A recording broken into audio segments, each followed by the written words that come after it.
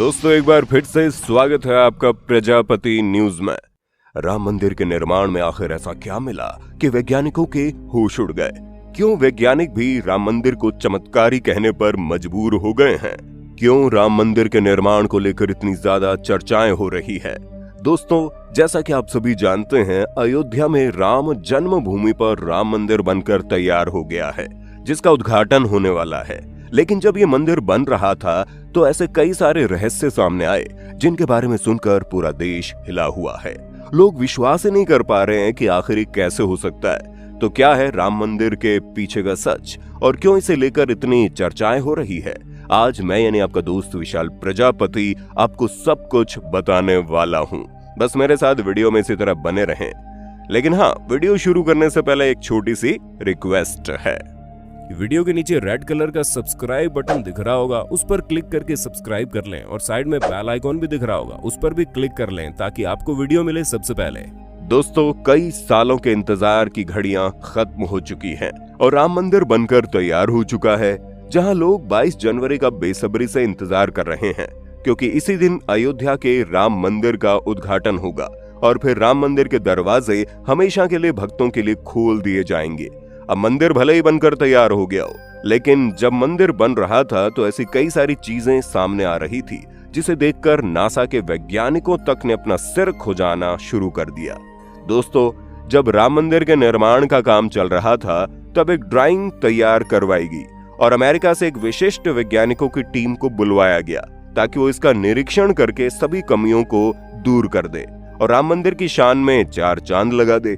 लेकिन जैसे ही राम मंदिर के निर्माण के वक्त वहां की धरती को खोदा गया तो वहां से एक ऐसी वस्तु निकली जिसे देखकर कोई अपनी आंखों पर विश्वास ही नहीं कर पा रहा था।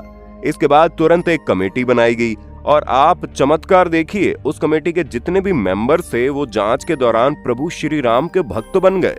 दोस्तों, जब अमेरिका से थॉमस नाम के वैज्ञानिक भारत में राम मंदिर निर्माण कार्य के दौरे पर आए हुए थे, यहाँ आकर उन्होंने अपना काम शुरू कर दिया। लेकिन काम के दौरान जब उनकी नजर मंदिर परिसर पर गई तो उन्हें एक ऐसी जगह दिखाई दी जहाँ धरती नरम पड़ी हुई थी।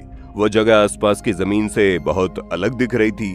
थॉमस को अपनी अंतरात्मा से आवाज आने लगी कि यहाँ कुछ न कुछ तो जरूर है, जिसके बाद तुरंत थॉमस ने मजदूरों को वहाँ की खुदाई करने के लिए कहा।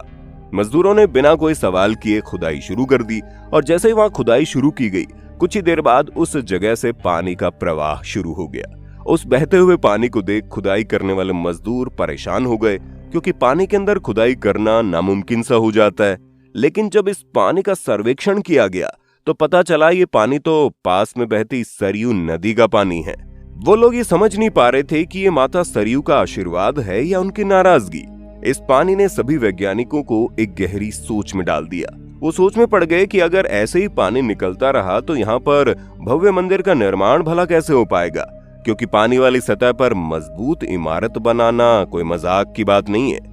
आखिर में जब कोई भी समाधान नहीं मिला तब सभी ने मिलकर भगवान श्री राम से प्रार्थना शुरू कर दी, क्योंकि जब तक माता सरयू के पानी की धारा बंद नहीं होती तब तक आगे का काम शुरू नहीं किया जा सकता था। लेकिन अगले ही दिन श्री राम ने उनकी पुकार सुन ली और सरयू नदी से आता पानी अपने आप ही बंद हो गया। यानी कि भगवान राम से की गई प्रार्थना उन्होंने स्वीकार कर ली। शायद ये सरयू नदी का पानी भगवान राम की तरफ से ली जाने वाली एक परीक्षा थी, जिसमें वो देखना चाहते थे कि उनके भक्तों पर उनका कितना विश्वास है। और जैसे ही लोगों ने मुश्किल आते भगवान राम को याद करना शुरू किया, उन्होंने सारी मुश्किलों को हल कर दिया और फिर से राम मंदिर का निर्माण कार्य शुरू हो गया।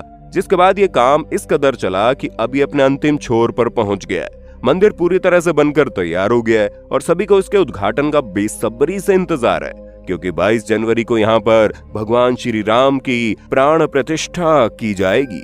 दोस्तों, ये मंदिर इतना भव्य है कि इसे देखने के लिए भारत सरकार ने एक अंतरराष्ट्रीय हवाई अड्डा भी बनवाया ताकि देश दुनिया के लोग सीधे यहाँ पर आ सके और इसे देख सके। वैसे दोस्तों, अभी भगवान राम के मंदिर को तो आप जाकर देख सकते हैं, लेकिन क्या आपको मालूम है उस समय भगवान राम की नगरी अयोध्या को किसने बनवाया था, जहां ये पवित्र नगरी हिंदुओं के लिए बहुत ही ज्यादा महत्वपूर्ण है, क्योंकि यहाँ पर स्वयं प्रभु श्री राम का जन्म हुआ था, इसीलिए इसे राम जन्मभूमि कहा जाता है। इतिहासकारों के अनुसार कौशल प्रदेश की राजधानी अवध को कालांतर में अयोध्या और बौद्ध काल में साकेत कहा जाने लगा। अयोध्या मूल रूप से मंदिरों का शहर था। हालांकि यह खुदाई के वक्त आज भी हिंदू, बौद्ध एवं जैन धर्म से जुड़े मंदिरों के अवशेष देखे जाते हैं, जिसमें खंभों से लेकर हिंदू आकृतियां बनी हुई थी।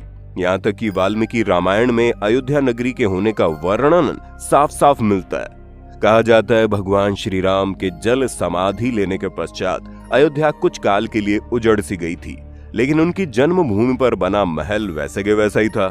भगवान श्री राम के पुत्र कुश ने एक बार पुण्य राजधानी अयोध्या का पुनर्निर्माण करवाया और इस निर्माण के बाद सूर्यवंश की अगली 44वीं पीढ़ी तक इसका अस्तित्व आखिरी राजा महाराजा बृहदबल तक चरम पर रहा। कौशल राज बृहदबल की मृत्यु महाभारत युद्ध में अभिमन्यु के हाथों हो गई थी। महाभारत युद्ध के बाद अयोध्या उजड़ गई, लेकिन श्री राम जन्मभूमि का अस्तित्व फिर भी बना रहा। इसके बाद ये उल्लेख मिलता है कि ईसा के लगभग 100 वर्ष पूर्व उज्जैन के चक्रवर्ती सम्राट विक्रमादित्य एक दिन अयोध्या पहुंचे। उन्हें यहाँ पर कुछ चमत्कार होते दिखाई दिए और फिर पास के योगी और संतों की कृपा से उन्हें पता चला कि ये श्री राम की जन्मभूमि है। और फिर उन संतों के निर्देश से सम्राट ने यहाँ पर एक भव्य मंदिर के साथ ही कूप, सरोवर, महल आदि बनवाए। लेकिन फिर उसके बाद कई सारे आक्रमणकारियों ने इस मंदिर पर आक्रमण किया। अंत में यहाँ बाबरी मस्जिद बनी, लेकिन फिर विवाद हुआ और बाबरी मस्जिद को तोड़कर अब वापस यहाँ राम जन्मभूमि पर राम मंदिर का निर्माण हुआ है, जो समय के अंत तक यहाँ बना रहेगा। बाकी आप राम मंदिर को लेकर कितने उत्साहित हैं, कमेंट में बताइए। और इसी तरह के वीडियोस को देखते रहने के लिए हमारे चैनल प्रजापति न्यूज को सब्सक्राइब करना ना भूलें। और हाँ, हम फिर मिलेंगे नई वीडियो में। तब तक के लिए जय हिंद, जय भारत। दोस्तों, आपकी स्क्रीन पे 2 और वीडियोस दिख रही हैं, जिसे देखने के लिए आप इस स्क्रीन पर क्लिक करें। दोनों देखिएगा, बहुत अच्छी वीडियो बनी है।